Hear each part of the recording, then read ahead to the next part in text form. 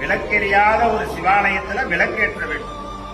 நாம விளக்கேற்றணும் அப்படின்னு வந்துட்டோம்னா சுவாமி சன்னதியில கொண்டுட்டு வந்து அந்த எரிந்து கொண்டு இருக்கக்கூடிய விளக்குக்கு அர்ச்சகரனுடைய உதவியோடு அந்த தீபத்துல எண்ணெய் ஊத்துங்க அப்படின்னு அந்த நம்ம எண்ணெய் அந்த சுவாமிக்கு பக்கத்துல எரியிற சன்னதிக்கு அந்த விளக்குக்கு போயிடுச்சுன்னா அதுதான் 100% சரியான தீபம் ஏற்றுதல் பலன். இல்ல சாமி, நெய் தீபம் எண்ணெயவே ஏற்ற சொன்னாங்க. சரி, அந்த கோவில்ல அதற்கென்று ஒரு இடம் இருக்கும், அந்த இடத்துல போய் தீபம் ஏற்றணும். அந்த மாதிரி எல்லாம் காட்டக்கூடாது. எலுமிச்சம் பழத்தை அறுத்து அப்படியே அந்த அம்மன் சன்னதி முன்னாடியே புரிஞ்சு விட்டு அதுல ஒரு 5-6 பேராவது வலிக்கு விடும். அது ஒரு பரிகாரம். அடுத்தது பாகற்காயில தீபம் ஏற்ற சொல்லி ஒரு பரிகாரம் வந்துருக்கு.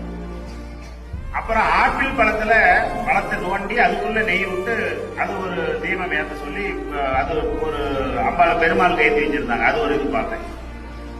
அப்புறம் நவதானியங்கள் உளுந்து நெல் இதெல்லாம் அந்த தீபம் இதுல சுத்திய கொட்டி வச்சு அது மேல வெத்தலைய பரப்பி அது மேல ஒரு தீபம்.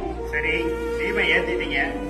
ஒருத்தருடைய பரிகாரத்துக்கு யாரோ சொன்னாங்கன்னு இத்தனை வேலையை பண்ணிட்டு போயிட்டோம்னா 100 பேர் வந்து அதே மாதிரி பண்ணாங்கன்னா கோயிலுக்கு குறைஞ்சது ஒரு 10 பேர் தூய்மை பணியாளர்கள் வேணும் சுத்தம் பண்றது மட்டும்.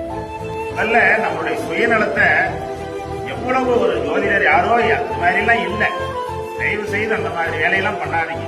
ஆப்பிள் பழத்துல தீபம் ஏற்ற சொல்லலாம் எங்கேயும் எதுலையும் சொல்லப்படல, எனக்கு தெரியுது.